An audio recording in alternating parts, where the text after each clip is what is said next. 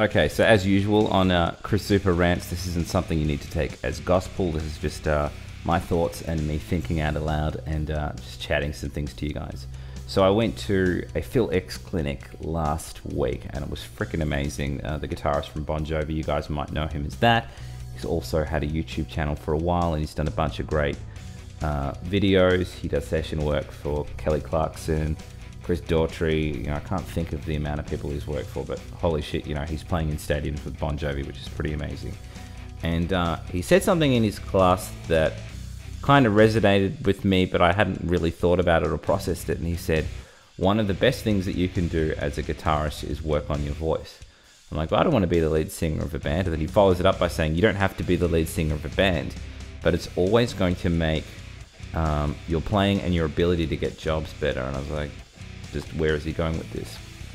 And I think it's because there's so many bedroom shredders out there and people that have gotten absolutely phenomenal technically with their instrument that you can rock up to an audition for a really, really good gig, like joining Bon Jovi. And if you've got a sea of very, very good guitarists, but you're one of a few that can also do backup and add to the overall sound, that can really be a bit of a game changer and get your foot in the door. And I noticed, you know, when I went and saw Opeth live a couple of years ago, they did 4-part harmonies, and it was like I was being like sent to the heavens by 4 handsome Swedish angels. Like, it was absolutely insane. Like, them singing this thing at me like went straight into my heart, and I was like, whoa, this is really, really intense.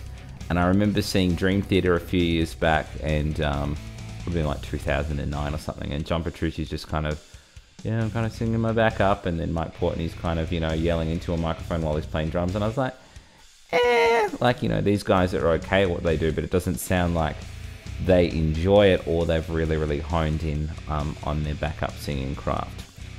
On top of what it can do for, I guess, you know, you getting a job in a band, or also what it can do to add to your overall live sound, I think it's really, really good to be able to get to a point where you can sing what you hear in your head and it comes out of your mouth. And then if you're sort of starting to get melodies together and you're writing and composing on guitar, I find a lot of the time if I can hear something I'm going, da, da, da, da, da, and I'm trying to figure out on the guitar, it actually helps to hear what I'm thinking, say it out loud, and then try and put it on the guitar, because then it's sort of gone through 3 channels and I can really solidify what's going on.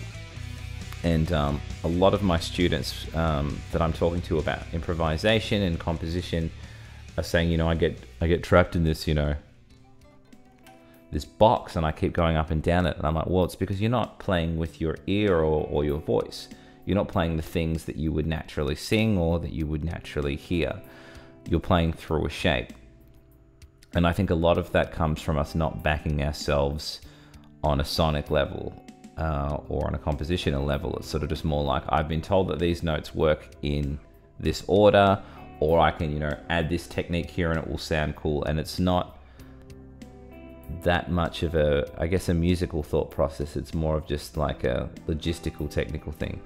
So I guess the takeaway from some of the epiphanies I've had the last week are practice. And, you know, if you're jamming to a backing track, maybe try thinking about singing some lines, trying to keep up with that and doing that. And if you know some singers and some people that can help you, try, you know, getting into just doing a bit of fun cover stuff, jamming in the backyard. We don't have to be playing Dragon Force all the time, and just start working on how to harmonize with people, how to orchestrate things.